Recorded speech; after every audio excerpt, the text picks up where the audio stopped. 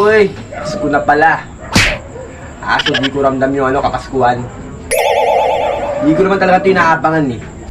Parang may naamoy ako hindi maganda.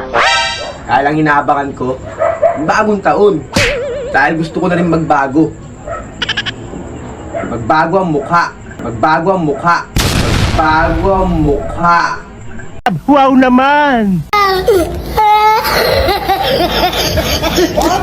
Dahil sawa na rin ako sa pangit na pagmumukhang to. Pangit na pagmumukhang to. Pangit na pagmumukhang to. Gago! Gusto ko na rin maging maging gwapo. Maging gwapo. Maging gwapo. Oh my God! Wow!